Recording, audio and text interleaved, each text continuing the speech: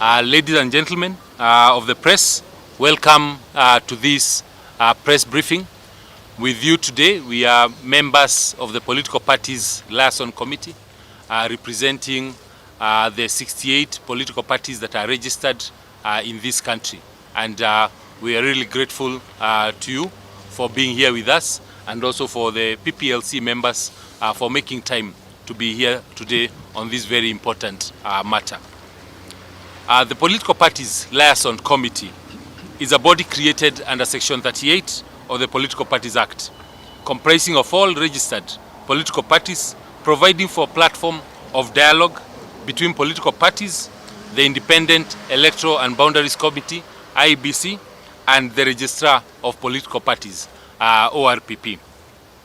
PPLC has observed with concern the soaring of the political climate in the country, which is deteriorating in spite of the country battling the unprecedented crisis brought about by the global COVID-19 pandemic. It is undoubtedly clear, as the central bank governor stated last week, that the crisis has and will continue to precipitate an unprecedented economic downturn by the collapse of SMEs, loss of jobs and livelihoods. In fact, it is anticipated that over 2 million youth could lose their jobs at the back of this pandemic, not to mention the youth who are still unemployed before the pandemic. For this reason, many Kenyans cannot put food on their tables as we speak. Indeed, your mama mbogas, the juakali artisans, and numerous Kenyans in general are suffering as a result of this pandemic. It therefore saddens us greatly that at such a time, some are using this period to dedicate their efforts to making political machinations day and night instead of joining hands to find a solution to mitigate the suffering of Kenyans.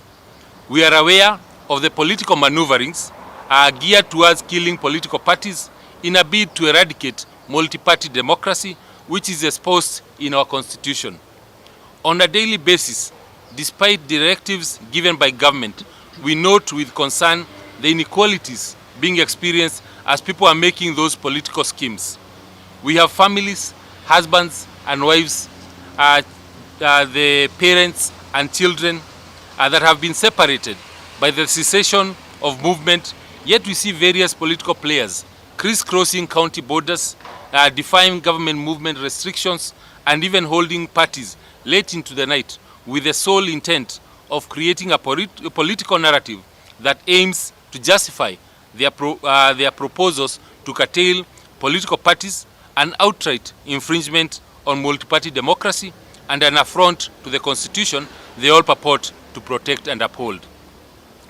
Political parties have long been under attack, and this started off with a skewed allocation of the political parties fund to benefit only 2 political parties. These 2 parties have, since the inception of the fund, which is taxpayers' money, shared out approximately 10 billion.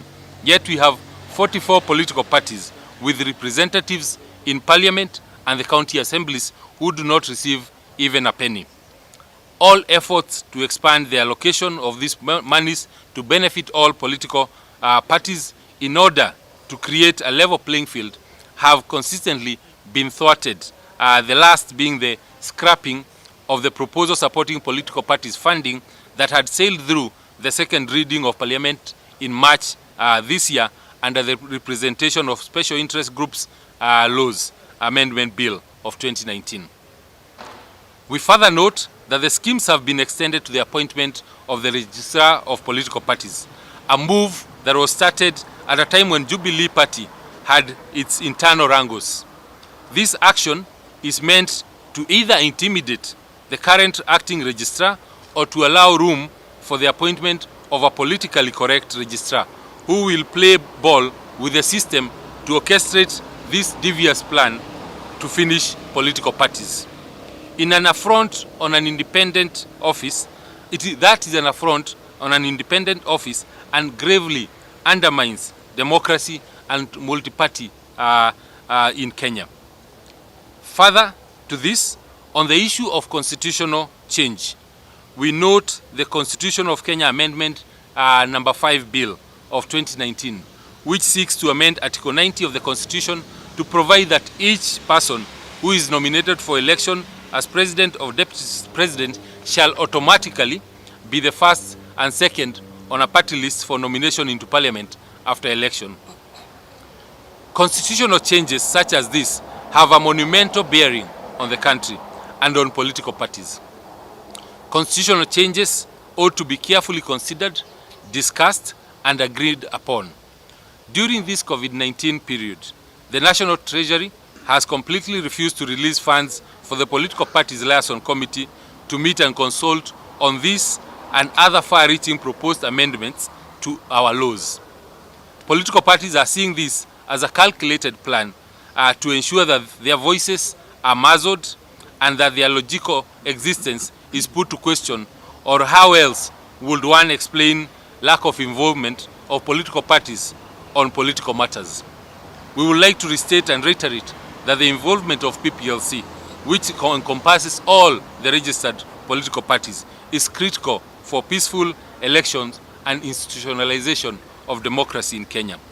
In this regard, therefore, the government ought to be an enabler so that Kenyans can engage in dialogue aimed at achieving free, fair, and credible elections, which will ensure peace prevails in Kenya at all times. We are demanding the following, therefore. A sincere consultation process on the proposed upcoming referendum and amendments to the Constitution with all political parties, starting with the release of funds for the Political Parties Liaison Committee by National Treasury to enable political parties consultation to continue. 2, the allocation of political parties fund fairly and equitably to all registered political parties.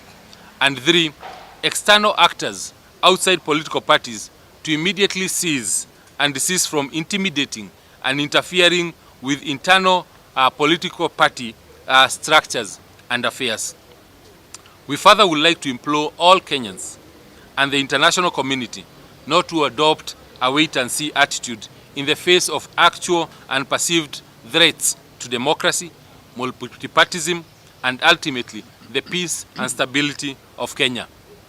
A democratic Kenya was a product of a fiercely fought war by our second liberation heroes, and we owe it to them to protect and guard it with all our efforts. Thank you very much.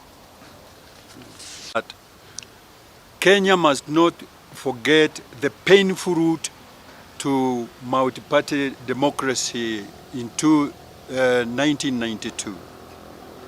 The journey starts in 1969 after Kenya became a de facto one-party state that traveled painfully with the Kenyan people up to 1982 when Parliament moved that Kenya becomes a de jure one-party state.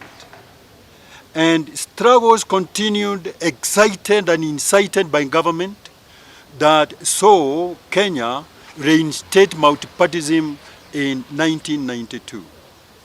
That was a painful time, and unless we forget, we must remember that so many lives were lost. A lot of families experienced pain because of political detentions and imprisonment. We remember, or if we don't, we must remind our people that to lose an opportunity that has been taken by the people becomes another agitation, and Kenya must not go there. First, we have experienced greed and selfishness in state management.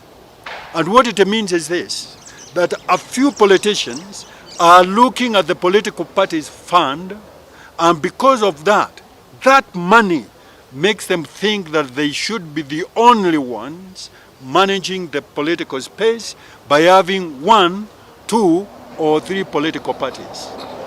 Parties are organized organically, and organically they must be let to die.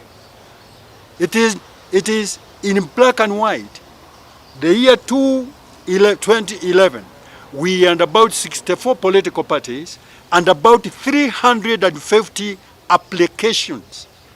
Today we have 64 or 68 political parties, and therefore we can actually see that people get tired of starting, organizing, and registering political parties because they are not based on ideology, any philosophy, but maybe some emotional excitement. So we are asking the country and the government, for that matter, not to excite Kenyans to one's agitation, and we do not want to disrupt peace by demonstrations that we have already witnessed sometimes in this country, and Uhuru and his government must beware that whatever they try to do, which is not democratic, touches our people the wrong way. We have seen dictators start in Africa, we have seen dictators go in Africa, and Kenya is at least more mature to appreciate that dictatorship has done something here, and we must not go back there. Thank you very much. The press, my name is Jane Jiru. I am the immediate former chair of the Political Parties Liaison Committee. We have worked extremely hard to sustain political parties in Kenya. As we stand today, the law states that for you to have a political party in Kenya, you must have at least 24 offices across the country. You must have at least 24,000 members drawn from across the country. We have over 44 political parties with representatives. Yet only 2 political parties share in that fund. And at the same time, they expect us to continue to comply. The political schemes and machinations are going to come down to tell us, hey, look here, you are a political party, you do not have an office in such and such an area as you stated. Where do they expect the political parties to draw funds? How do we create a level playing field in Kenya for all political parties? Because every political party aims at capturing power. But when taxpayers' money, our money as Kenyans, is used to only fund 2 political parties, what does that say for the rest of us? That is one of the inequalities. When a parent who lives in Moranga, hapa tu karibu, has not seen the wife and children for all this period, yet people can cross the border to go and party, and they take videos and put them up on social media for Kenyans to see in the full glare, and the same people are not taken to quarantine. What are they telling Kenyans? That there are those who are more equal than others? Ya kwamba Kenya ni shamba la wanyama? It is wrong, and it is time that Kenyans said no to the issues that are affecting them and the issues that the government is blatantly. Yesterday tulisikia Maraga, the CJ himself, speak about the lack of respect for the law by the executive. If the executive cannot obey the law, why should I be allowed to obey why should I be obligated to obey that law? And why is the government trying to push Kenyans into a corner? Unajua saa ingine, when you're beating a cat, it is quiet, but it can turn back at you. So the president needs to look and make sure that there's equality of the law, there's obedience of the law, and we all obey the rule of law in everything that we do as Kenyans. We do not want to go back to where we have been in the past. We do not want to go back to as recent as tear gas Mondays. But if Kenyans are pushed, yes, it will come to that. Thank you very much. Very good. Yes, thank you. Multi-party power. Power. Multi-party power. Power. Multi-party power. Power. Multi-party power. Power. Multi-party power. Power. Multi-party power. Power. Multi-party power. Power. Thank you. I think that's it. That's it. Question. Any question? Yes, Chair.